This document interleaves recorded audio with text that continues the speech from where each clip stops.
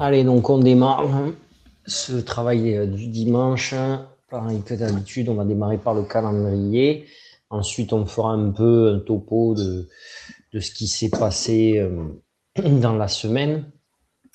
Et donc surtout l'analyse de la semaine qui s'achève et le programme de celle qui nous attend la semaine prochaine, avec donc des points importants sur le marché, des mouvements, cette rencontre entre Trump et Xi Jinping et surtout à quoi s'intéresse le marché. Donc, on va regarder ce calendrier économique qui va être assez marqué par un des événements majeurs du mois, hein, du trimestre même. Donc, indice des prix de l'immobilier à 16h lundi. Bon, ça, c'est pas trop, ça va pas faire bouger le Nasdaq, mais c'est pas mal pour préparer le travail des cartes, regarder un petit peu la consommation qu'il y a. Adjudication, transaction nette, pas grand-chose. Hein. Achat étranger de T-Bound, ce sera après clôture. Mardi 19 mai, 14h, donc on n'aura quasiment rien lundi. Mardi 19 mai, 14h, on aura Williams qui parle. Waller qui parle, le discours de Waller. Donc Waller qui était pressenti aussi à un moment donné pour récupérer la tête de la Fed, et c'est Kevin Warsh qui a été préféré, qui a été élu cette semaine, là, la semaine dernière. 14h15, on va avoir donc les ventes au détail. C'est 55, oui, plutôt. De 14h15, les chiffres de l'emploi ADP et 55 les ventes au détail. Je me disais bien que là, il y avait un problème sinon. Promesse de vente de logement englobée dans la bougie de 16h. Donc là, on sera bon. Mercredi 20 mai, taux hypothécaire 30 ans, MB. Ça, ok. Indice à l'achat. Oh, tiens, il commence à nous sortir un indice de refinancement hypothécaire. Ça va être intéressant. Tiens, s'il commence à nous sortir ça, je vais me le marquer. Indice de refinancement hypothécaire. Bah, tiens, ça me montre, de lire ça, ça me montre que le thème d'aujourd'hui est bien choisi, je pense, dans l'analyse. Parce que c'est pas rien. 15h15, donc le vice-président de la Fed, Barr. C'est toujours lui, même que l'autre a changé. Tant que l'autre n'est pas nommé, pour l'instant, il a été voté. Maintenant, il va devoir tenir sa première réunion et ils pourront, ils pourront en élire un nouveau. Ils vont élire un nouveau ou pas. Hein. Peut-être que ce sera lui qui va être réélu. D'accord. Ah oui, oui. D'accord. Donc, tout ce qui est le pétrole, 16h30, on va quand même se le marquer, 16h30, parce que, on le sait, hein, le pétrole devient, le stock de pétrole devient un enjeu, parce que les Américains, hein, tiens, j'ai vu une stat dans la semaine qui était intéressante, l'exportation du pétrole américain, on est passé de 4 millions de barils à 6 millions de barils. Donc, on a eu quand même une sacrée progression pour compenser, en fait, ce détroit d'Ormuz qui est fermé. Hein. Donc, les minutes de la Fed, donc c'est le compte rendu de la réunion, de la dernière réunion. Il n'y aura aucune surprise, ça ne devrait pas nous chahuter de trop. 21 mai.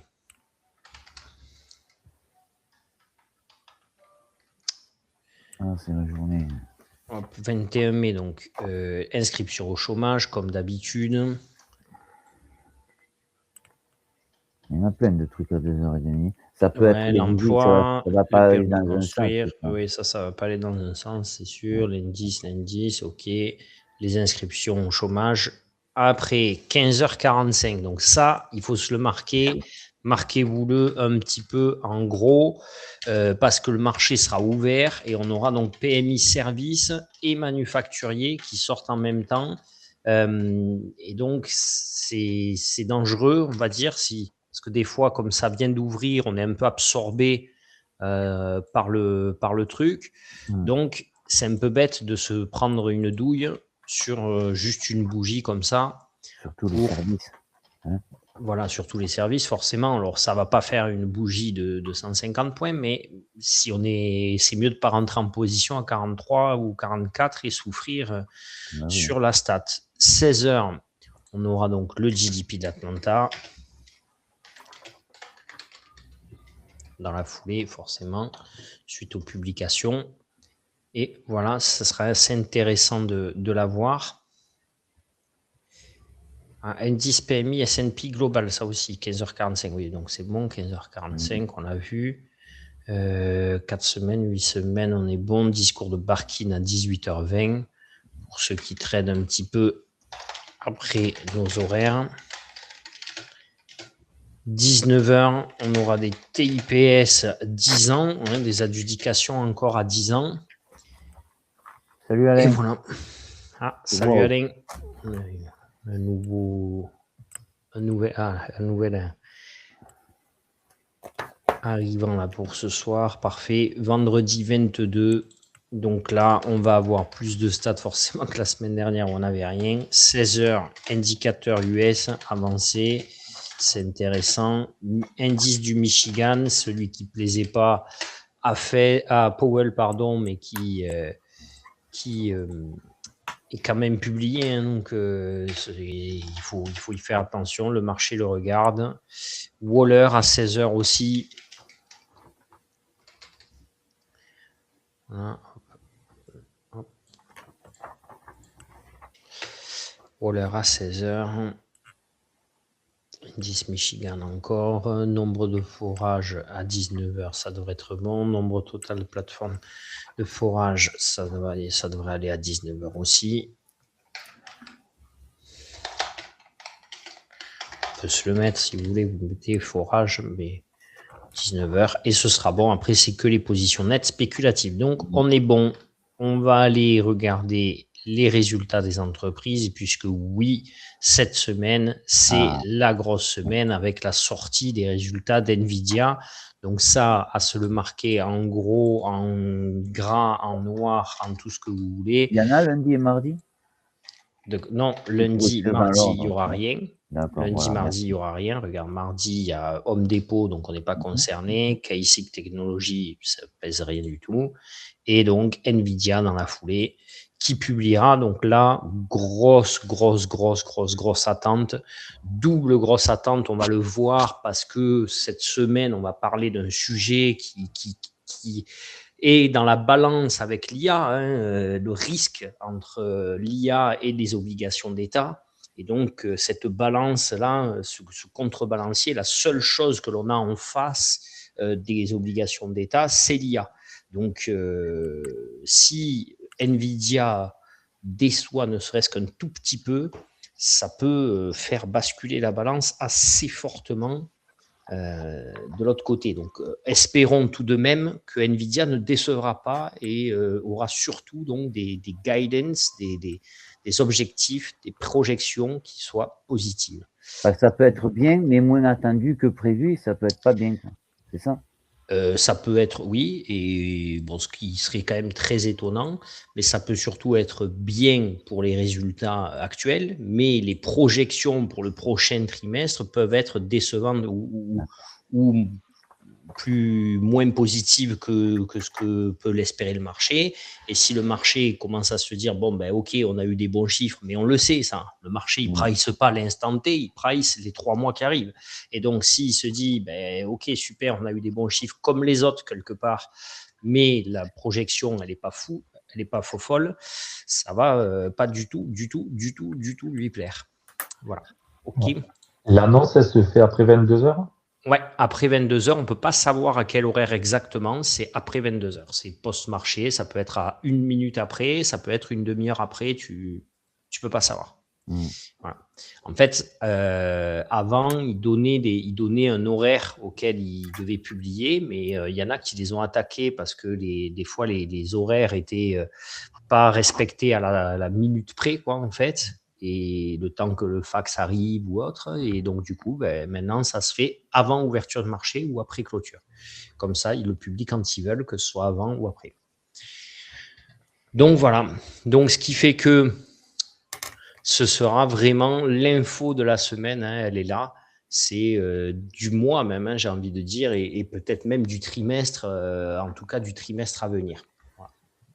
Qu'est-ce qui s'est passé sur les marchés la semaine dernière? Tiens, on va partir directement un petit peu sur le graphe vite fait sur notre Nasdaq parce que on avait mis des points intéressants la semaine dernière sur ce Nasdaq.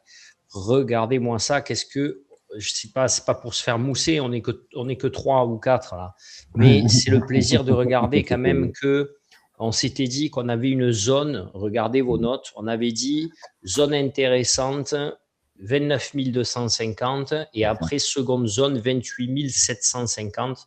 Regardez le 28 750, si la pile était touchée, il fait 42 au plus bas de la semaine et il se retourne immédiatement, il va chercher 435 là en haut, voire au moins 2900, donc il va chercher 400 points en tout cas. Donc ça, c'était un très très bon point. Ensuite, on avait le 250 et donc le 250, il a rebondi ici dessus, notamment vendredi, juste à l'ouverture, regardez, le matin, pardon. Ouais. Et après, il est venu même en clôture, il est revenu sur le 250. Bon, là, c'est pas visuellement très propre parce que c'est en time frame 1 heure, mais si on met du 15 minutes, par exemple, on va le voir ici. Voilà, c'est beaucoup plus intéressant. On a touché le 250, on a rebondi là. On l'avait fait par là aussi. Donc, on l'a fait quand même quelques fois. C'était propre. Donc, on avait les bonnes zones cette semaine. On a eu les bonnes zones. On a été bon, il faut le dire. Faut s'en satisfaire. Et pourquoi c'est intéressant? Parce que ça veut dire que on est dans la bonne analyse. C'est pas facile parce que le marché fait des records sur records sur records, mais ça veut dire qu'on est quand même dans le bon tempo malgré tout. Donc ça c'est bien parce que c'est notamment pour les zones à venir retracer. Voilà, on a fait quand même, mais jeudi, un nouveau record de tous les temps. Ici, hop, on l'a eu jeudi vers 18h. Nouveau record de tous les temps à 782. Donc là, l'enjeu, c'est quoi? L'enjeu, c'est Nvidia, aller chercher les 30 000 si les résultats sont bons. Qu'est-ce qui s'est passé donc un petit peu aussi cette semaine? On l'a vu vendredi, notamment, regardez, en clôture, on a eu un effet. On va même se le mettre en 3 minutes, c'est encore mieux. Regardez, là, de 20h jusqu'à 22h. Donc, en 2 heures de temps, on a perdu. On est passé de 29 500, en gros, jusqu'à 29 100. On a perdu 400 points quand même en 2 heures, alors que toute la journée, on avait plutôt été quand même sur une tentative de rebond haussier par rapport au plus bas de jeudi. Donc, on avait réintégré le plus bas de jeudi de l'ouverture et d'un seul coup, vendredi, on est revenu sur la clôture, on est revenu sur 2900. Et donc, pourquoi on est revenu sur 2900 ? Parce que on a plusieurs sujets. On avait eu un sujet qui nous avait fait un petit peu baisser début de semaine.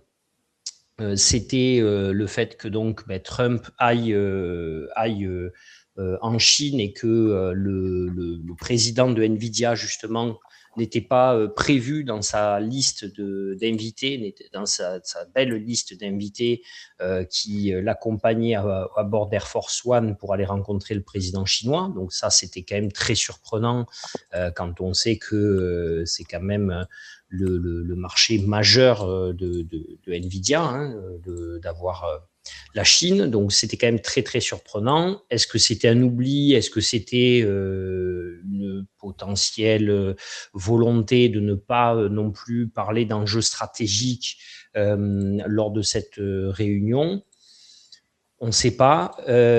En tout cas, c'est clairement ça a été rectifié, on va dire. Voilà, ils ont rectifié le tir. Ils ont fini par inviter le président d'NVIDIA dans la foulée. Et donc, le lendemain, les marchés, vous l'avez vu, le jeudi, ils ont récupéré leurs pertes du mercredi, du début de semaine, où ils avaient été surpris, du mardi, pardon, début de semaine, où ils avaient été surpris qu'il n'y ait pas cette annonce. Donc, qu'est-ce qui s'est passé aussi? Vendredi, on a eu une baisse sur les marchés et cette baisse, elle était due à quoi? Elle était due essentiellement à, si on regarde la semaine précédente, si on va le regarder, on avait eu la semaine précédente des... hop. Voilà, c'est là. On avait eu la semaine précédente, notamment donc l'adjudication 10 ans, souvenez-vous, hein, et une adjudication de 30 ans aussi, hein, le mercredi, une adjudication 10 ans qui était arrivée, je crois, le jeudi, non, c'était? Est-ce que tu as les anciennes notes? Bon, en tout cas, on a eu des adjudications qui sont sorties. Et donc, c'était ça l'inquiétude principale. C'était mardi 12. Voilà. Et c'est ça qui a commencé un petit peu à se mettre dans la balance sur le marché en face de l'IA. C'est que on a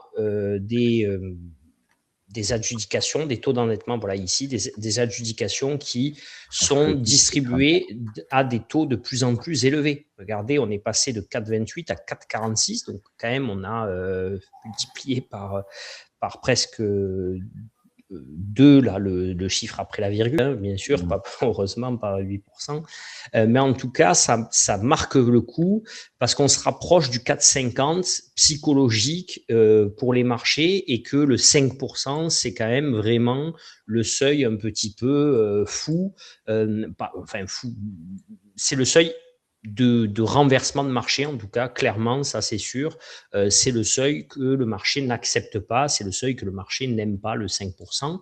Et donc, on va faire un petit peu un cours sur qu'est-ce que c'est que ces adjudications et ce taux à 10 ans d'endettement US. Ok, est-ce que ça vous va? On va voir un peu les enjeux. Donc, pourquoi aussi ça a eu cet effet un petit peu à retardement? C'est parce que on attendait une élection de Kevin Warsh cette semaine, la semaine qui vient de passer, et donc Kevin Warsh a été confirmé par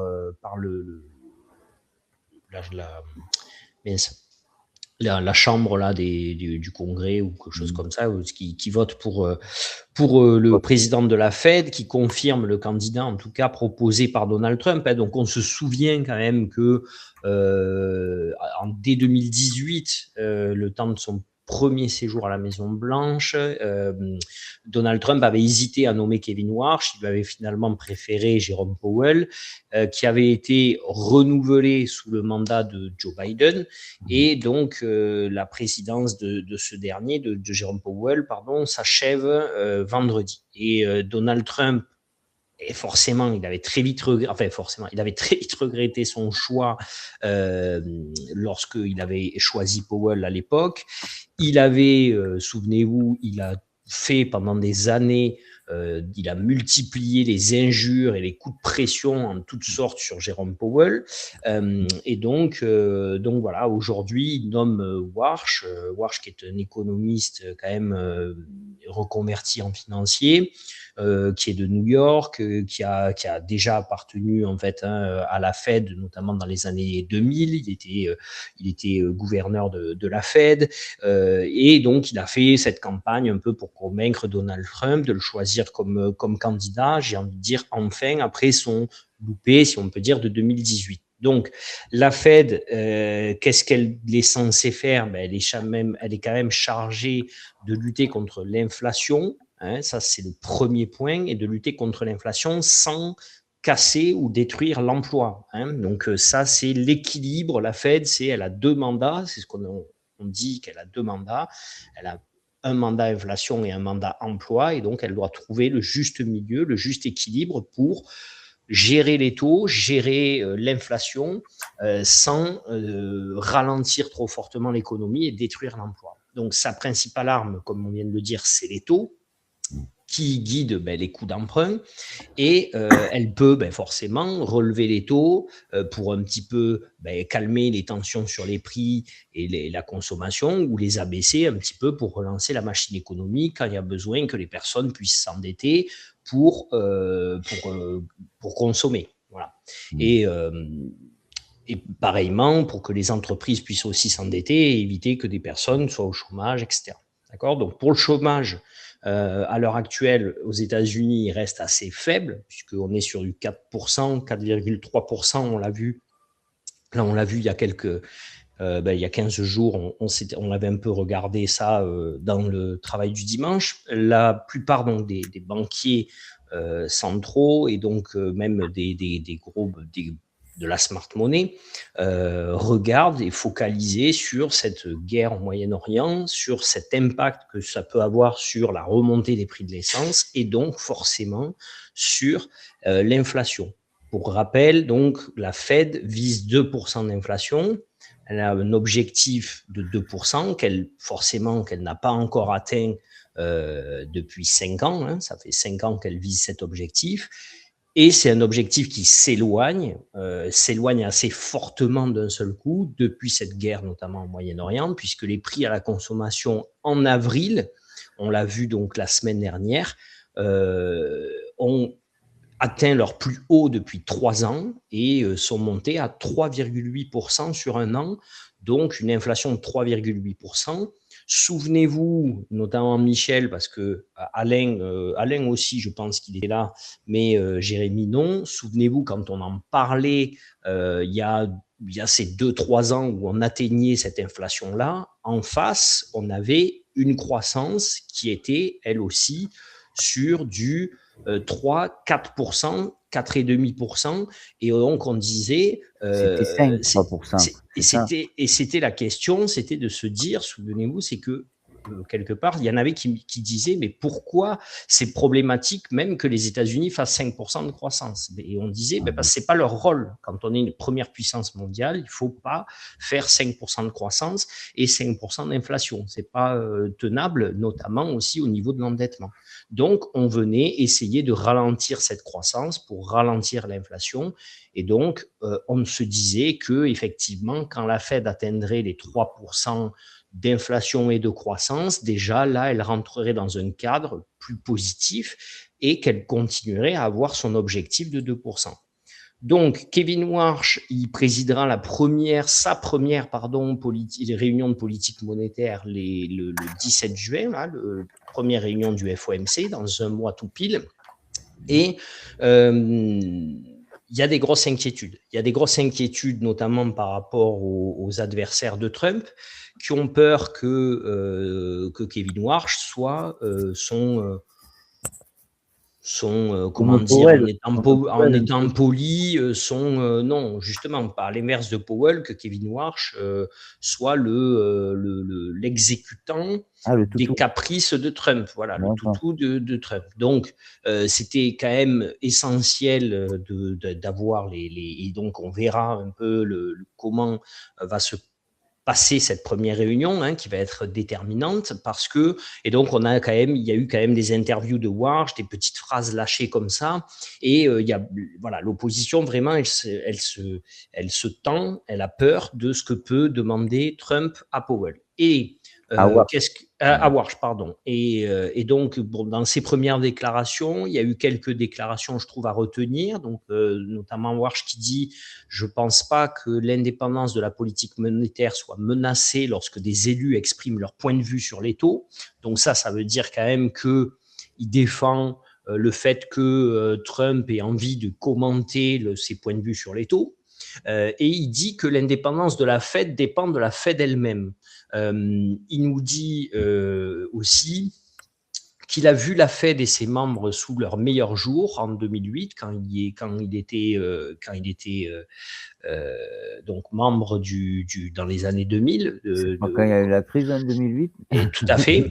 Et qu'il dit qu'il a également vu une institution tenter de jouer un rôle plus important dans l'économie et la société. Il a regretté ça donc sur cette partie-là et estimant que la Fed devait rester dans son couloir. Donc ça, c'est assez marquant. Donc c'est quand même positif qu'il ait dit ça parce que pour moi, la traduction, c'est « je ferai ce que les données m'imposent ». D'accord ? Donc, ça, ce serait bien parce que quand il dit, si vous voulez, pour l'historique, sans rentrer trop dans le détail, mais juste pour qu'on comprenne un petit peu, c'est que dans les années 2000 où arrive la crise financière de 2008, c'est la faute un petit peu à la Fed à cette époque-là, puisque on a, ma foi, quelque chose qui tient, mais on a un départ de croissance. On se met à faire de la croissance aux États-Unis, un petit peu. En fait, jusqu'à là, on est sur ce rythme de croissance qui est assez contrôlé, qui suit l'inflation. Et là, on a un petit décalage où, à un moment donné, on a un plus de croissance que d'inflation. Et on a un président de la Fed qui, à l'époque, réagit finalement en montant les taux de manière un peu surprise sur le marché. Et donc, c'est lui-même qui a mis un petit peu le gravier dans la machine, puisque en montant ses taux, comme aux États-Unis, on a quand même beaucoup de taux variables, on s'est rendu compte qu'il y a eu beaucoup de dossiers qui n'étaient plus finançables, qui ne pouvaient plus assumer leur crédit, parce que les taux avaient été montés, tout simplement. Et donc, ça les a mis dans la merde, pour parler clairement.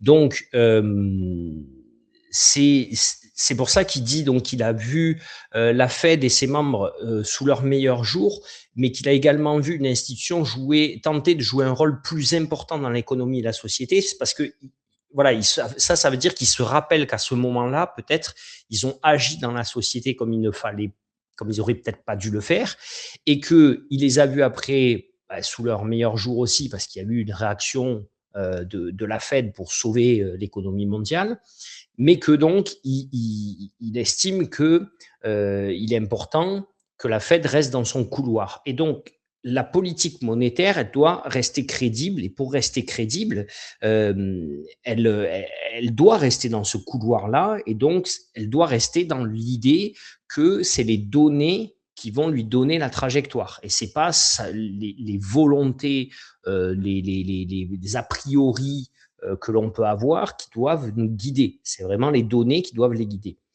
Et il a dit aussi qu'il compte notamment réduire le volume d'actifs financiers détenus par les institutions, qui a explosé au fil des crises, pour diminuer son poids sur les marchés. Et ça, c'est vraiment génial qu'il ait dit ça, parce que c'est ce qu'on craint en fait. C'est qu'on craint que la Fed sous Warsh écoute Trump et donc dynamise le volume d'actifs financiers, alors que lui a dit qu'il n'allait pas foncièrement soutenir le volume d'actifs financiers et qu'il voulait le réduire. Donc, il veut aller à l'inverse de ce que dit Trump. Donc, à voir si c'était pour rassurer ou si c'était réellement ce qu'il va vouloir faire.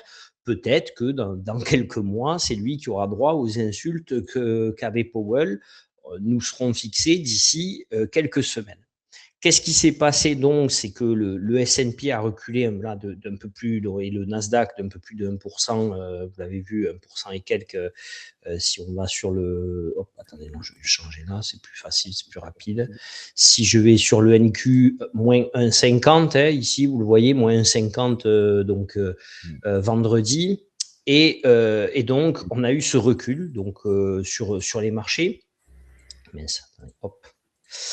Et ça, c'est lié à quoi? C'est lié au rendement du trésor américain à 10 ans qui, lui, vous voyez, a évolué, a pris plus 3% sur la journée, là, notamment. Vous voyez la journée de vendredi, comme elle est assez abrupte pour les taux, des taux qui ma foi, était quand même sur des tranches hautes. Souvenez-vous, on l'avait regardé notamment la dernière fois, où on était sur le plus bas de l'année avant la très bonne idée de Trump d'attaquer l'Iran, où on touche le plus bas de l'année, et d'un seul coup, on s'inverse, on n'est plus sur des plus hauts de plus en plus bas et des plus bas de plus en plus bas, on s'inverse et on revient donc proche de la zone des 4%. Souvenez-vous, c'est ce dont on a parlé rapidement il y a 15 jours. Et donc, quand on en parlait il y a 15 jours, et qu'on avait dit, je ne sais pas si vous vous souvenez, mais je vous avais dit justement, si dans les conseils d'investissement,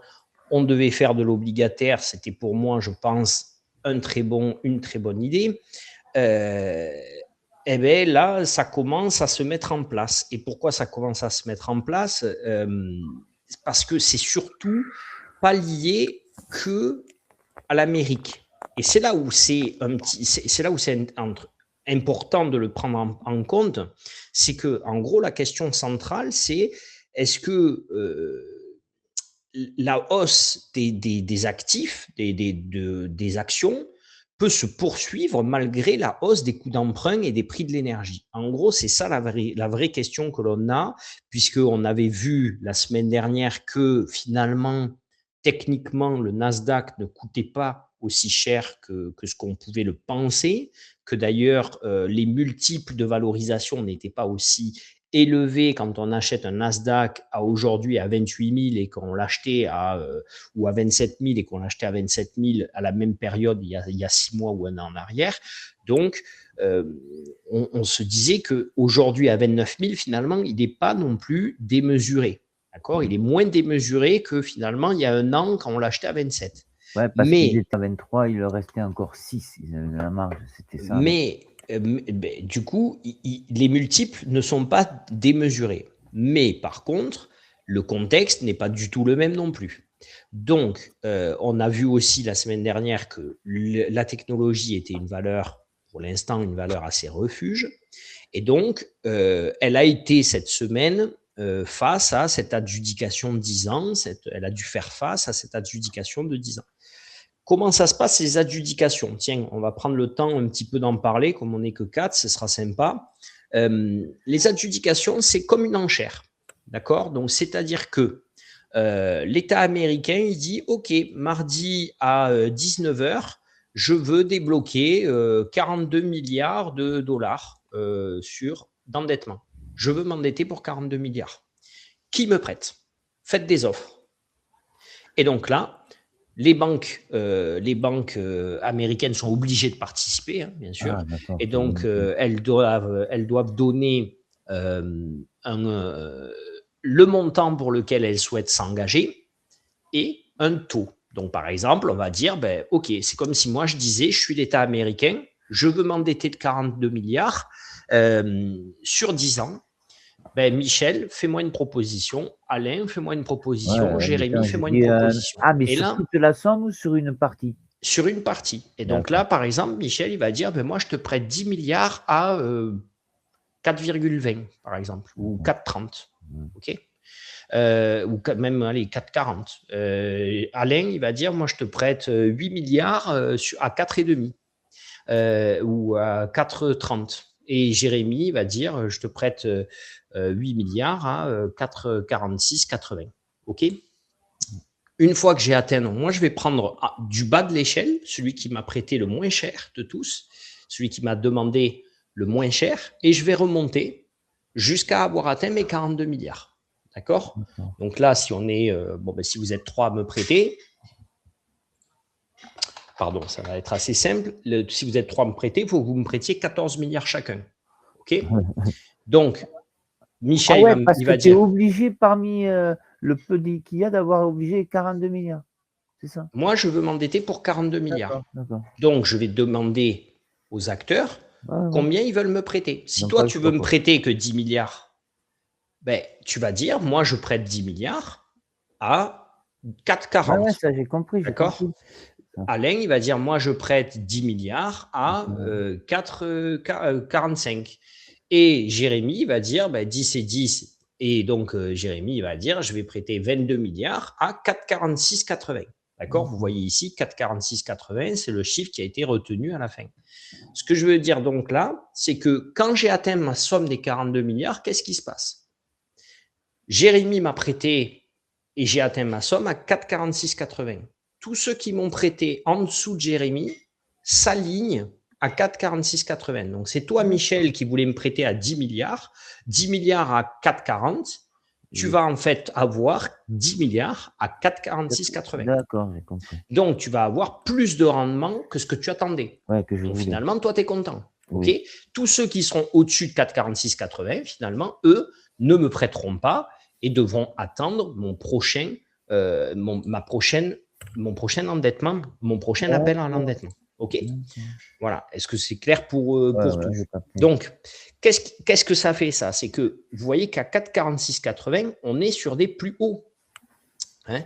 On est sur des plus hauts ici depuis, forcément, depuis 2025, on était sur des zones même un peu plus basses en 2025. Et là, on est sur des plus hauts de plus de 3 ans. D'accord? Donc, c'est quand même assez franchir ou se rapprocher de la barre des 4,50 sur le 10 ans, sur ce qu'on appelle le high yield, donc le taux le plus élevé. C'est quelque chose qui est surprenant, qui est pas très bon. Hein. Psychologiquement, c'est pas bon. Et souvent, souvenez-vous, souvent je vous le dis, le marché, il fonctionne à la confiance, il fonctionne à la psychologie. D'accord? Donc là, le seuil psychologique des 4,50, il devient dangereux pour le marché. D'accord? Le marché, il considère, voilà, c'est le marché, il considère que 4,50, c'est le seuil dangereux. 5%, c'est le seuil critique. En gros, d'accord? Donc, c'est dangereux et extrêmement dangereux quelque part. Donc, s'il circule entre 4,50 et 5, il n'aime pas du tout ça. Et s'il est à 5%, alors là, on se comprime, tout va être très, très en signal d'alerte, en fait, d'accord? Donc, qu'est-ce que cela crée aussi comme impact? C'est que il n'y a pas que le marché américain qui est sanctionné sur ce niveau-là. C'est que là, d'un seul coup, qu'est-ce qui a commencé à se propager, on va dire, dans la perte de confiance? C'est qu'on a commencé à se dire, attention, Xi et Trump ne sont pas tombés d'accord pour la réouverture du Détroit. Ils ont dit que oui, c'était l'intérêt de tous que le Détroit y réouvre, mais l'autre, il s'est barré de Chine, il n'a rien eu. Il n'y a rien qui a avancé. Il a eu 200 Boeing de commandés ou 300 Boeing. Boeing, il a perdu je ne sais pas combien en bourse. Là, tiens, on va le regarder. Les commandés, est-ce qu'ils vont vraiment les faire déjà? Voilà, il a perdu 3,80 en bourse parce que il s'attendait à beaucoup plus.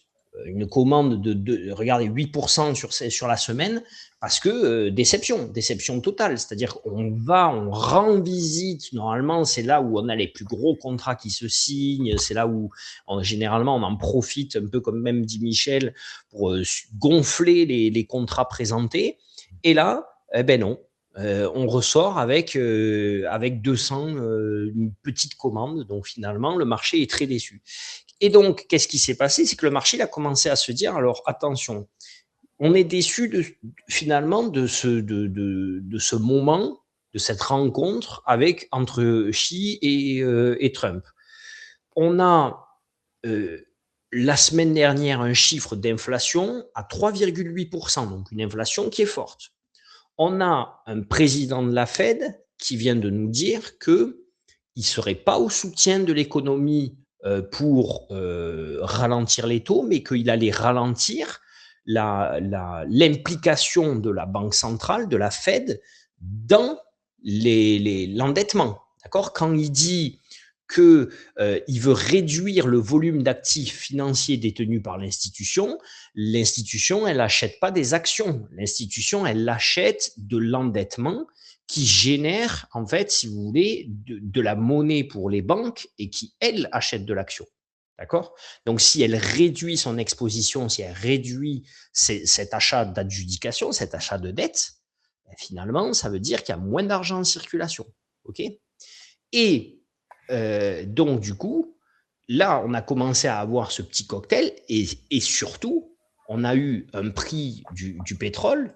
Regardez, hop, on va se mettre donc. On a toujours un prix du pétrole qui, lui, reste au-dessus de 100. Son plus bas de la semaine, c'est 102, d'accord? Oui. Au-dessus de $100. Donc, en fait, on est sur un schéma où on se dit, attendez, on a un pétrole qui est quand même assez élevé, qui est au-dessus de $100, donc qui est élevé, d'accord, qui est élevé, qui est le double de avant la guerre. Et on est parti pour plusieurs mois sur ce rythme-là. On a de l'inflation qui arrive à 3,8% sur le mois d'avril.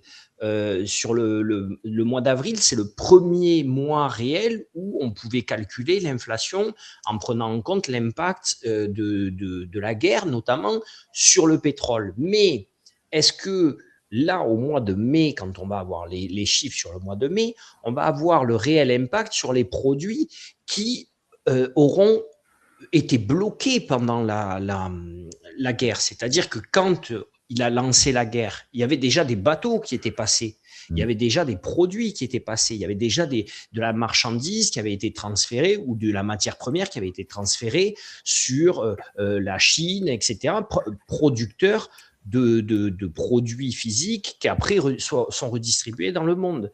Et cette matière-là, ben, comme elle a été consommée, maintenant, quand on recommande, on ne peut pas l'avoir aussi facilement. Donc, au mois d'avril, on a eu une inflation liée à l'énergie sur le pétrole par rapport à ce qui s'est passé sur le pétrole. Mais là, au mois de mai, on va avoir les deux. On va avoir et l'inflation donc sur le pétrole, puisque le pétrole ne descend pas, et aussi ben, les autres matières qui n'arrivent pas à se fournir. Du pétrole. Les produits, et même les produits, pas forcément qui ont besoin toujours de pétrole, mais des produits qui ne peuvent pas être livrés, l'impact que ça peut avoir sur tout le transport maritime mondial, en fait, au sens large, pour résumer de manière globale. Mais quand on parle de matières premières, que ce soit sur l'hélium, sur l'engrais, sur plein de choses, mais ce qu'il y a, c'est qu'on avait du stock pour puiser dedans, et on s'est dit, ben, on verra quand d'ici qu'on ait vidé notre stock si ça a repris. Et là, comme ça reprend pas, eh ben, il y a un moment où on va pas pouvoir. Celui qui était aux États-Unis, je te dis n'importe quoi, mais en gros, celui qui était aux États-Unis, qui avait, pour que tout le monde visualise assez clairement, des iPhones en stock. Ben, quand il y a eu le problème dans le détroit d'Ormuz, il s'est pas dit, je vais plus avoir d'iPhone. Il les avait en stock, d'accord ? Donc, il les a vendus. Mais si maintenant, il a des problèmes pour les recevoir, les nouveaux, ben là, maintenant, ça va créer de l'inflation. Vous voyez ? Parce que si avant, il en recevait par semaine 100 et que maintenant, il en reçoit plus que 50, ben forcément, il va pouvoir se permettre de les vendre plus cher. D'accord ? Donc, c'est là où, notamment, c'est pas sur l'iPhone que ça a un impact, mais c'est pour qu'on prenne un produit que chacun de nous puisse visualiser. Donc, finalement ces tensions-là et ces perturbations en fait de l'offre, ces parties inflationnistes, jusqu'à maintenant, les actions américaines, elles avaient atteint des records parce que, comme on avait vu la semaine dernière, on voyait ça comme le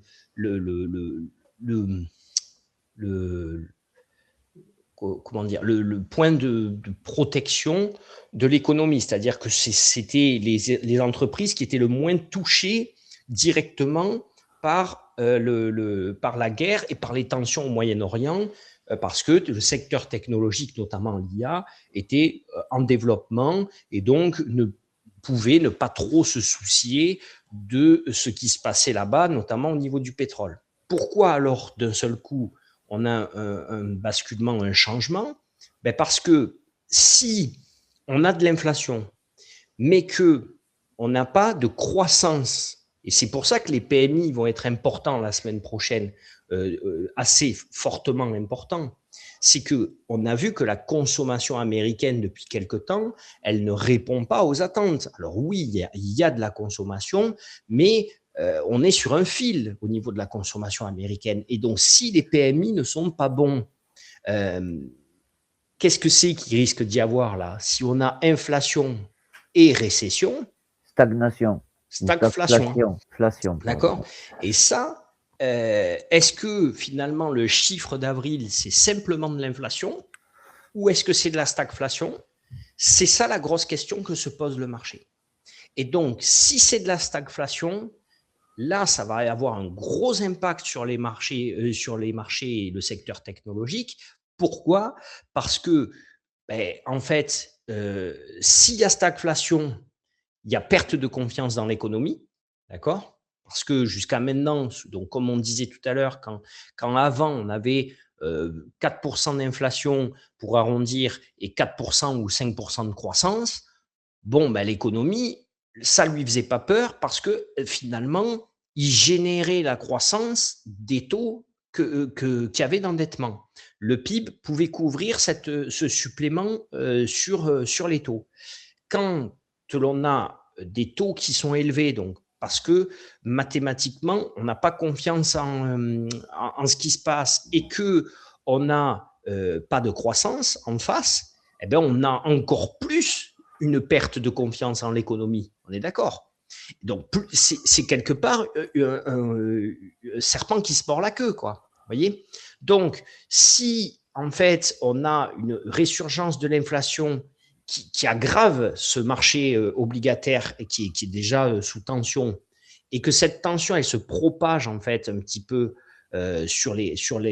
notamment sur la consommation et sur la production de croissance, alors là, il va y avoir un réel point d'interrogation et ça va avoir un impact majeur sur les secteurs technologiques. Pourquoi? S'il vous plaît. Pardon? Ça va avoir sur le secteur technologique. Pourquoi ça va avoir un impact majeur sur le secteur technologique si on a les taux d'endettement qui sont élevés et une perte de confiance et pas de croissance? Et pourquoi, si on a la stagflation, pourquoi ça va avoir un impact majeur sur l'économie,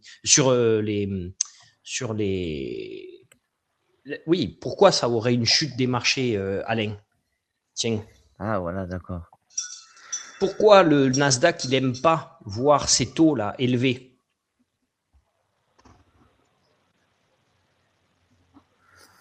Si les taux sont élevés. Ah, on en a parlé plein de fois. Eh oui, si les taux sont élevés.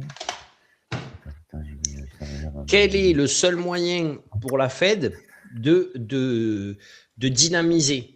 C'est de baisser les taux. Et de ralentir, c'est de monter les taux. OK? Et là, regardez, si on met en décembre, regardez ce que le marché attend. C'est-à-dire que le marché, il y a quand même presque 10% du marché qui s'attend à une hausse de taux. Regardez, ici, on est à une double hausse de taux. C'est-à-dire qu'il y a 50% du marché qui s'attend que sur l'année 2026, ça ne bouge pas. Et regardez, il y a quand même 50% du marché, 41 plus 8, 49 et le 9, donc ça fait 50%. 50% du marché qui pense qu'on aura une hausse de taux. Si on pense qu'on aura une hausse de taux, c'est pourquoi? C'est parce que si on a des taux élevés, si on a les taux qui sont trop loin de ce qu'on peut prêter au marché obligataire, eh bien, qu'est-ce qu'on fait? On prend de l'argent à la Fed et on le prête au marché obligataire. D'accord? Donc, on est obligé de suivre cette trajectoire de taux. Vous vous en souvenez, on en a parlé plein de fois. C'est ce qu'on appelle le carry trade, sinon. D'accord? Donc, et qu'est-ce qui se passe si on augmente les taux? Qui c'est qui s'endette? C'est quelles entreprises qui s'endettent? Est-ce que vous pensez que c'est Coca-Cola qui n'a rien sorti et inventé depuis 25 ans? Est-ce que vous pensez que c'est Nike ou Visa qui va s'endetter pour sortir Est-ce que Nike, vous pensez qu'ils s'endettent actuellement pour sortir une nouvelle paire de chaussures, un nouveau design? Nike, ils ont inventé quelque chose ces 10 dernières années? Non. Eux, ils ont des produits, ils ont une image de marque, ils continuent de produire, mais en recherche et développement, les mecs, ils ont fait le tour. Quand on s'endette dans une entreprise, on s'endette pour faire de la recherche et développement, pour aller générer le produit qui va faire la différence dans un marché ultra concurrentiel. Donc, une entreprise comme Tesla, par exemple, vous pensez qu'elle peut ne pas s'endetter? Ben oui, elle va s'endetter, elle. Si elle ne s'endette pas, elle meurt. D'accord? Elle est obligée de rechercher, de faire beaucoup de recherches pour créer le produit que tout le monde va se faire. Waouh, d'accord? Donc, et pareil, et quand ils payent les ingénieurs les plus intelligents du monde pour essayer de créer la voiture autonome qui va surprendre et créer un marché unique ou le robot de maison qui va être qui va tout nous faire à la maison, ils sont obligés de s'endetter parce qu'ils vont investir une masse d'argent là-dedans avec zéro de revenus en face parce que le robot, ils ne nous l'ont pas vendu encore. D'accord? Donc, il faut qu'eux, ils s'endettent pour faire des recherches et créer ce produit. Et donc, ces entreprises technologiques, c'est celles qui s'endettent le plus. L'IA, c'est ceux qui s'endettent le plus. Et donc, si les taux sont amenés à monter pour contrer l'inflation et pour contrer les taux qui montent sur l'endettement américain, eh bien, ces entreprises-là, elles vont avoir moins de bénéfices, au minimum. D'accord? Au minimum. En tout cas, elles auront moins de capacité d'endettement. D'accord? Et si des Chinois arrivent avec une meilleure capacité d'endettement et plus d'argent injecté dans leur recherche et développement, et que c'est eux qui trouvent la manière révolutionnaire de créer le dernier BYD véhicule tout autonome avec chauffeur robot, eh ben, c'est eux qui passeront devant Tesla. Donc l'enjeu, il est majeur pour le marché. Là, on ne parle pas d'un enjeu pour 10 semaines, on parle d'un enjeu pour les 25 prochaines années, minimum. D'accord? Donc, à vision long terme, le marché, c'est normal qu'il s'inquiète parce que le marché est toujours dans une projection. Le marché, il ne traite pas l'instant présent, il traite demain. D'accord? Il essaye de deviner ce que sera demain. Et là, quand il regarde l'instant présent pour essayer de deviner ce que ce sera demain, eh bien, dans l'instant présent, il voit moins de consommation en Amérique que d'habitude. 2, des taux, là, une crise de confiance dans l'emprunt parce qu'on a eu finalement un emprunt plus élevé qu'attendu pour prêter sur 10 ans au gouvernement américain. 3, la Fed qui risque d'être piégée et qui risque de devoir monter les taux pour calmer l'inflation et pour rester collé avec cette adjudication à 10 ans, d'accord, avec le taux 10 ans. Et 4, un prix du baril du pétrole qui ne donne pas l'impression que ça va s'arrêter demain. Demain, il ne va pas passer à $50, là, ou ni demain, ni dans un mois, ni dans 2 mois, ni dans 3 mois. Donc, le marché commence à se demander où c'est que sera la solution. Alors, autant jusqu'à maintenant, le marché technologique, il était vu comme une valeur refuge contre cette inflation liée à l'énergie, autant là, en fait, il y a l'effet, le second effet qui se coule, comme on dit, où la valeur refuge, en fait, eh ben, elle est moins refuge, puisque de toute façon, il ne peut pas y avoir d'endettement si les taux flambent. Ils sont trop élevés. D'accord? Donc, finalement, on se dit, ben, ce n'est pas ces entreprises-là qui vont nous sortir de la croissance. Ils ne vont pas pouvoir nous sortir du price earning. D'accord? Donc, voilà pourquoi ça, c'était très regardé par le marché. Autre info un petit peu,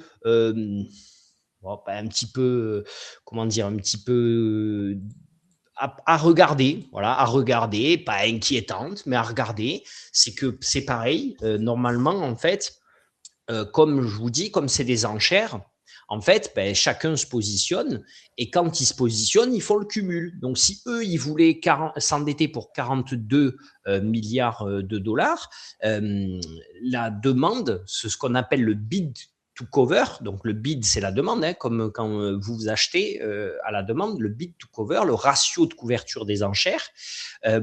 On calcule ce ratio, c'est-à-dire que si les Américains ils disent « moi, je veux m'endetter pour 42 milliards » et que les candidats pour leur prêter, ils étaient prêts à leur prêter 100 milliards, d'accord, on va dire qu'on avait un bid to cover de, du coup,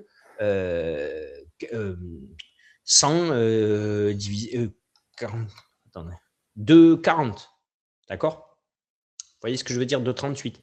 100 divisé par 42. OK. Si on a eu, pour faire simple, je veux m'endetter de 42 milliards, mais tous les candidats qui voulaient me prêter, ils étaient prêts à me prêter 420 milliards, j'ai un bid to cover de 10. D'accord? Ouais. Voilà. J'ai 10 fois plus que je voulais. J'aurais pu avoir 10 fois plus que ce que je voulais. D'accord, j'ai compris. D'accord? Donc, là, le bid to cover, normalement, il tourne pour les États-Unis. Ça s'appelle ça, la différence? Le bid to cover, ça s'appelle, le ratio de couverture. D'accord? Le ratio de couverture. Le bid to cover, c'est en anglais, mais c'est en gros, c'est ça en français, c'est le ratio de couverture. Donc, ce ratio de couverture, d'habitude, il est vers 2,60. D'accord? Et là, il était à 2,40. OK? Donc, ce n'est pas alarmant, mais quand même, en septembre dernier, ce même ratio, il était à 2,65. Donc, regardez comme en 6 mois de temps ou en 8 mois de temps, on a perdu quand même pas mal, 10%, hein, sur le ratio. Donc, c'est beaucoup. Donc, ça veut dire qu'il y a de moins en moins de monde qui est chaud de prêter aux États-Unis, quoi. Concrètement, quand on le dit en langage simple, c'est ça. Il y a de moins en moins de monde qui est chaud de prêter aux États-Unis Et c'est quoi, pourquoi ça, on va s'y intéresser, à votre avis? Pourquoi on va s'intéresser à ça? Pourquoi on va se demander quel était le bid to cover? Je sais pas. C'est que si j'ai JP Morgan qui était... Vas-y, Jérémy. Non, c'est bon. Ah, ben non, mais dis, tente, comme ça. Ben oui. Pourquoi tu C'est penses que la Fed, si elle augmente les taux, du coup, ça va pas faire chuter ton bid to cover, là. Non, ça n'a pas de rapport. Ce qui va pouvoir faire chuter le bid to cover, c'est... En fait, le bid to cover, c'est... Les acteurs qui prêtent, c'est quasiment toujours les mêmes, d'accord? Puisque finalement, les banques d'affaires sont obligées de prêter, les acteurs smart money sont obligés de prêter, et après c'est du gros financier, tu vois, c'est des fonds d'investissement, c'est quand tu es multimillionnaire, BlackRock, etc., qui peuvent dire bah, ok, moi je prête à l'État, d'accord? Donc ce bid to cover, c'est vraiment s'ils étaient 100 personnes à vouloir prêter aux États-Unis d'Amérique, mais que les États-Unis ont envie d'emprunter 42 milliards, mais s'ils leur prêtent finalement, et s'ils ont utilisé les 100 personnes pour avoir les 42 milliards, ils ont un bid to cover qui est pourri. Tu vois, ça veut dire qu'en fait, ils ont dû utiliser tous ceux qui sont prêts à leur prêter pour pouvoir avoir le crédit qu'ils voulaient. Tu vois, c'est comme toi, si tu vas voir ta banque, en fait, et si tu as toutes les banques qui veulent te prêter parce que tu veux acheter une maison, bon, ben, tu es content, tu vois, tu vas dire, attends, moi, tu vas faire jouer la concurrence. Tu vas dire, ouais, ben regardez, moi là-bas, ils me prêtent, ils m'ont fait tel taux, et est-ce que vous vous alignez? Est-ce que vous On est d'accord, tout le monde fait ça. Si par contre, ben, quand tu as fait le tour des banques, il n'y en a qu'une qui te veut, ben, tu lui dis merci, tu lui dis pas, est-ce qu'on peut négocier le taux, non? On est d'accord ou pas? Ah ouais. Ben voilà, eux, c'est exactement la même chose. C'est pour ça que le bid to cover, il est intéressant. Parce qu'en fait, le bid to cover, il permet quoi? 2 fois et demi, c'est qu'il avait 2 fois et demi sa somme, c'est ça? Là, on était à 2,40. Donc, c'est qu'ils auraient pu emprunter en gros 100 milliards. Si tu fais 42 fois 2, 40, ils auraient pu emprunter presque 101 milliards sur les marchés. Ils en avaient besoin que de 42 milliards. OK? Pourquoi ça, c'est intéressant à savoir? Puisque je vous ai dit qu'ils prennent la trame. Et ils remontent du plus bas au plus haut. Donc, ils vont prendre le premier, JP Morgan, il voulait me prêter 5 milliards. Le second, il veut me prêter 3 milliards, tac, tac, tac, et ils remontent comme ça. Et chacun met un montant avec le taux le plus bas. Ils prennent le taux le plus bas et ils remontent jusqu'à atteindre les 42 milliards. Tu mets un taux très haut et tu ne seras pas choisi. Si tu ne veux pas traiter... Oui. Mais si tu as un bid to cover qui est pourri, et si tu as un bid to cover qui est en baisse... il vaut mieux tu as de plus en plus de chances d'être choisi, même quand tu mets un taux bidon. Oui, tu as raison. Ouais. Et oui. Donc, en fait, tu crois que celui qui avait mis, si je te dis n'importe quoi, JP Morgan, ils avaient mis qu'ils étaient prêts à prêter, on va dire 10 milliards, ou bon, 10 milliards, c'est beaucoup sur 40, mais 5 milliards à 4,30, imaginons. Et au final, ça a été 4,46. Le prochain appel, s'il y a un bid to cover qui est en baisse, ils vont se dire quoi? Ils vont se dire peut-être il vaut mieux mettre 4,50. Parce que finalement, le plus bas de l'échelle, il sera plus haut. Puisqu'il sait qu'il y a de moins en moins de monde qui est chaud à prêter. Il sait qu'il y a de plus en plus de chances d'être haut. Il peut se permettre d'aller chercher plus. Parce qu'il va se dire, de toute façon, même si je suis à 4,40 par rapport à mon 4,30 de la fois d'avant, je sais que je vais faire partie de ceux qui sont pris. Puisque la dernière fois, j'étais à 4,30, j'ai été pris à 4,46. On est d'accord? Ouais. Okay. Donc, même celui qui avait mis peut-être... Parce que quand même, quand ils ont fait l'appel, ils étaient vers ici. Hein. Ils ont fini ici. Donc, ça veut dire qu'il y a des mecs qui étaient chauds de leur prêter à 4,45 ou 4,40, alors que les taux d'emprunt, ils étaient plutôt vers du 4,25. Peut-être que ces mecs-là pensaient ne pas être pris. Peut-être qu'ils avaient dit, moi, je leur prête à 4,35 ou 4,40 si on y vient, mais si on n'y vient pas, tant mieux. En tout cas, ils ont fait le bonheur de ceux qui étaient en dessous de lui. Oui, mais en tout cas, ils donnent aussi un signal pour la fois d'après. Et c'est qu'on ça peut qui est y pas aller bon. minimum à ça. Et ça C'est va ça qui est faire pas comme bon. quand le marché il monte, ça va monter C'est ça exponentiellement. qui est le serpent qui se mord la queue. C'est qu'à quel moment ça s'arrête? Si les mecs commencent à se dire, bah attends, en gros, il y a de moins en moins de bid to cover, non, il y a moins en moins de personnes qui sont où on a besoin de plus en plus de personnes pour pouvoir couvrir la dette. Ben finalement, moi j'ai envie que ce soit rentable. Sinon, j'y vais pas. Voilà. D'accord. Et ça, alors le dernier point, c'est que ça s'est constaté pas que sur les États-Unis cette semaine. Le coût d'emprunt japonais à 30 ans, il a atteint 4% pour la première fois de son histoire. Les rendements d'obligations britanniques long terme, là, comme le Trésor américain, il est à son plus haut niveau depuis 28 ans. Donc, c'est quelque chose qui est en train de se diluer là. C'est quelque chose, là, les obligations mondiales ont été touchées. L'Espagne, l'Australie, l'Allemagne. L'Allemagne en Europe, qui est normalement le bon élève au niveau de sa dette, qui est toujours pris comme exemple, même l'Allemagne a eu des tensions sur sa dette et on est monté à 3,5%. Alors, c'est largement supportable pour les Allemands, ce n'est pas le problème, mais c'est un problème parce que si les Allemands, qui est le pays phare pour représenter l'Europe, c'est celui à qui on prête à 3,5, ben vous vous doutez qu'à la France, on ne lui prête pas à 3,20.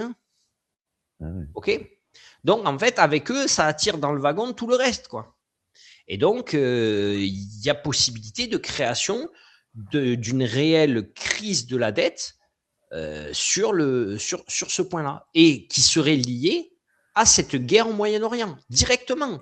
Parce que l'élément principal moteur de cette crise de confiance sur la dette, c'est l'inflation. C'est l'inflation et l'inflation générée par le pétrole. Donc là, Trump, il est en train de perdre gros.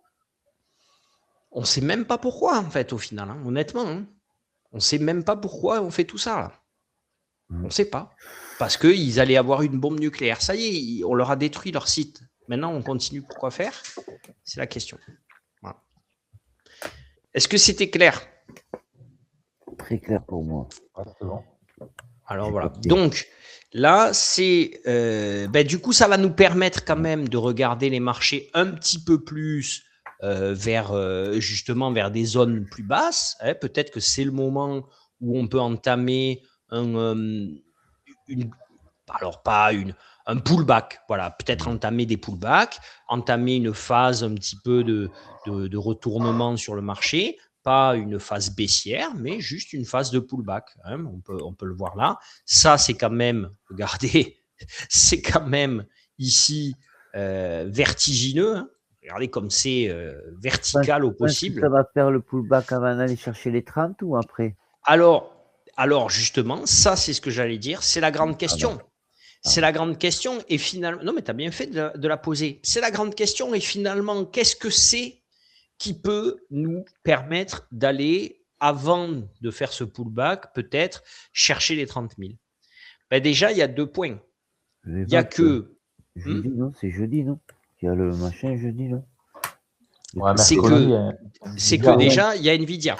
Il y a Nvidia qui arrive. Ah oui, donc, Nvidia, les résultats d'Nvidia, ils vont pouvoir... ici, peut-être nous permettre que cette bougie, vous voyez, d'écrasement, là, hein, de retournement, ça c'est clairement une bougie de retournement. Peut-être que cette bougie de retournement peut être suivie par une autre bougie de retournement et aller chercher un autre plus haut. Donc ça, en daily, peut-être qu'on pourrait ne pas avoir une bougie rouge en suivant. OK.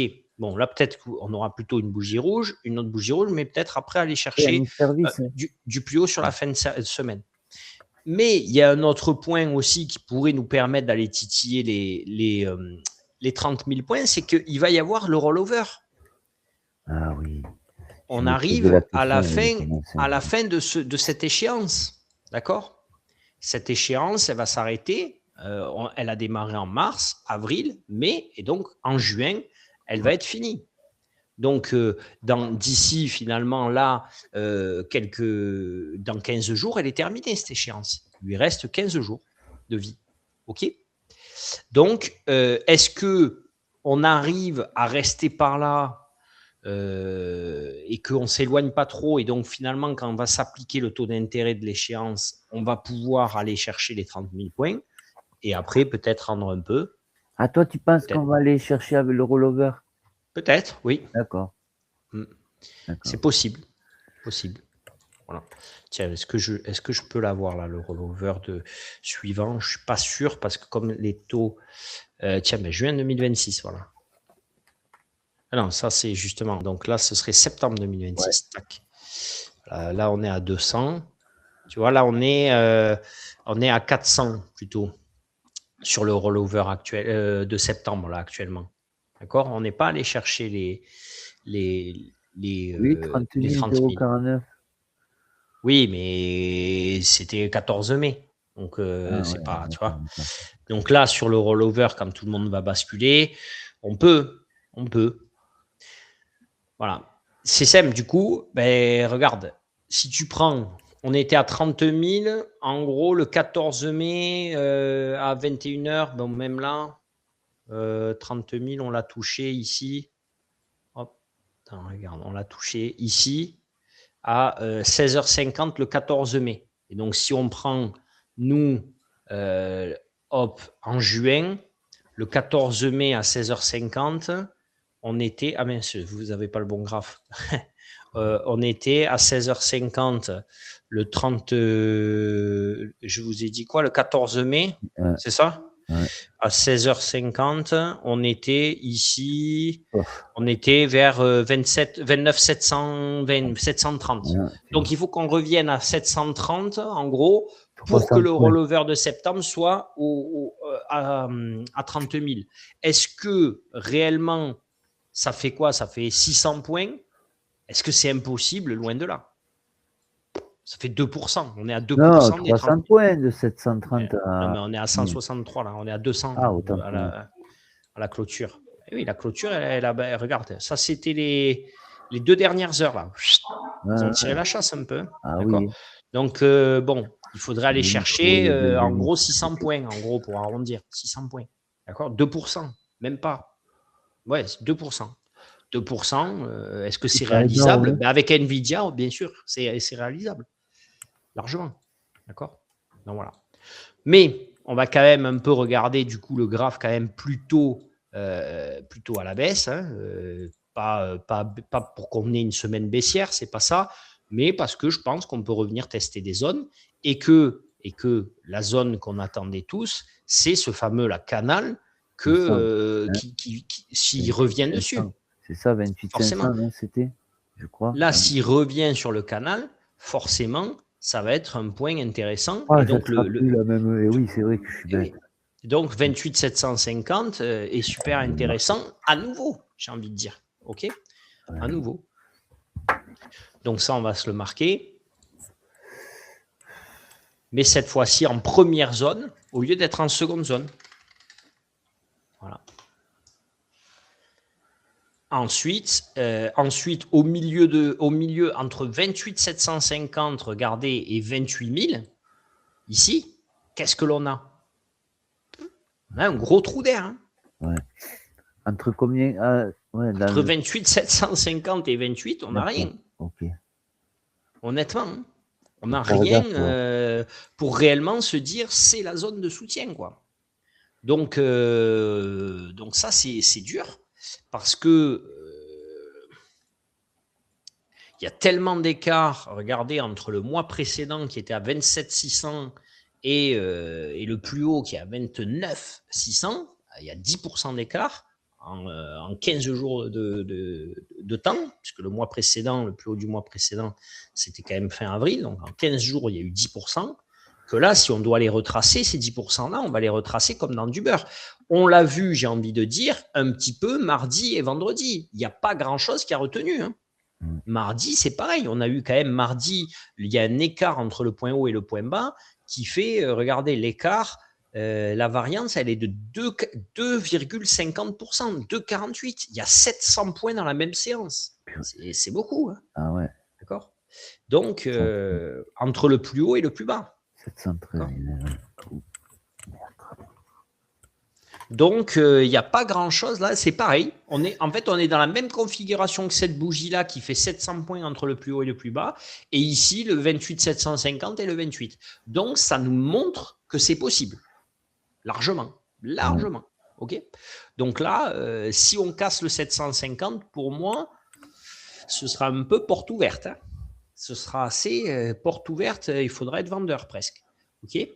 Et si bien sûr on devait casser le 28 000, le seuil suivant, il est plus vers le plus haut du mois précédent. On peut se le marquer, le plus haut du mois précédent, il va forcément beaucoup compter. Et c'est en plus de ça, il est proche du plus bas du mois actuel. C'est le plus bas de la semaine dernière aussi. 122, c'est ça? Donc 622,75. Et le plus bas de la semaine dernière, donc actuellement, c'est 613. Donc 622, 613, là, c'est proche.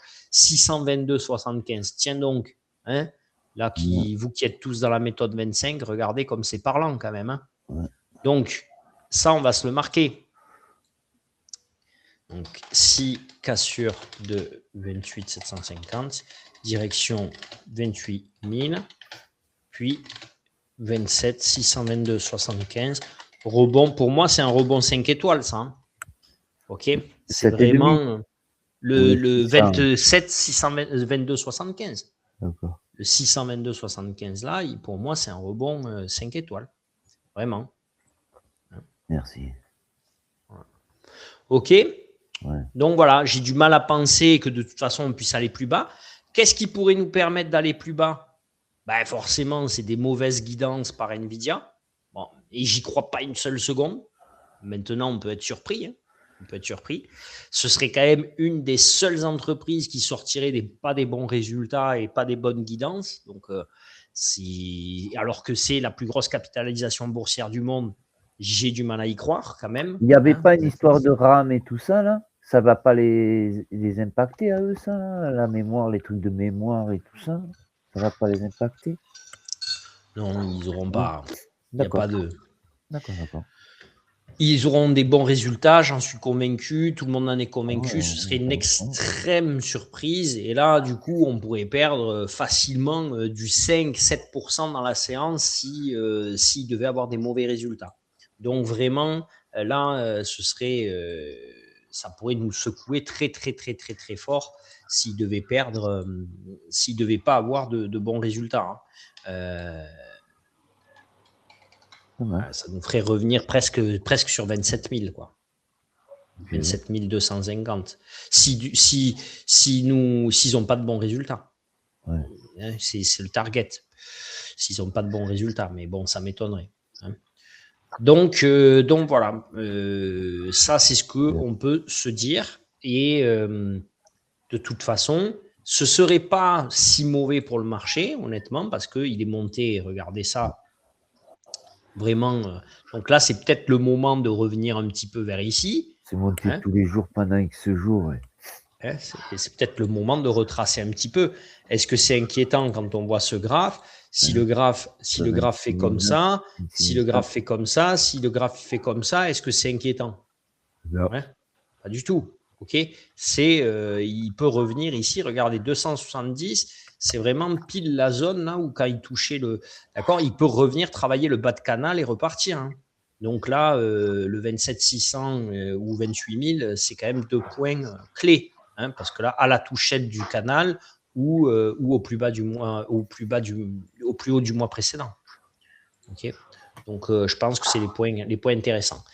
Et après, si Nvidia arrive, boum, on explose. Et là, peut-être on tient le coup quelques semaines, quelques jours. Si les PMI sont bons aussi, ça nous aidera.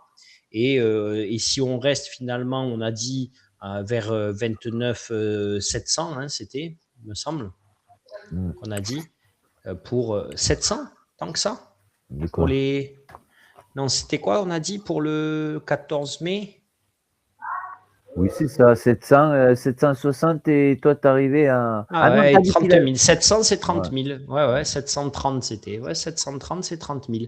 Eh bien, quand même, hein, il en faut, ça va être dur. Hein, parce que c'est vraiment les plus hauts, quand même. Hein. Ça va être dur. Peut-être qu'on les aurait pas, les 30 000, tu vois. On verra. On verra. Après, Ça peut que monter.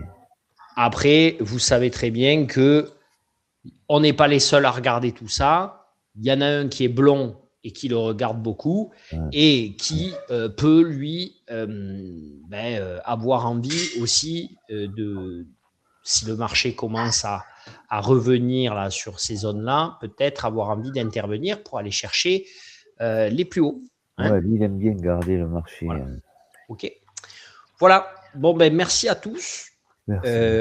On n'est pas à l'abri aussi, j'espère, hein, espérons-le chaque semaine, j'ai envie de dire, d'une résolution du conflit en Iran et donc une petite poussée haussière. Ça serait top.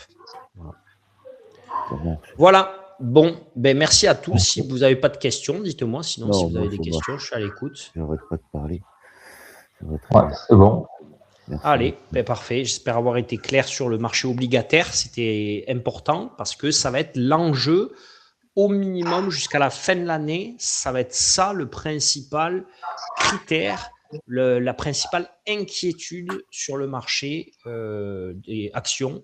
Ça va être le marché obligataire qui va nous mettre une pression forte sur les épaules. Voilà. Ciao à tous, merci. Ciao. Bisous. Ciao. Ciao, merci.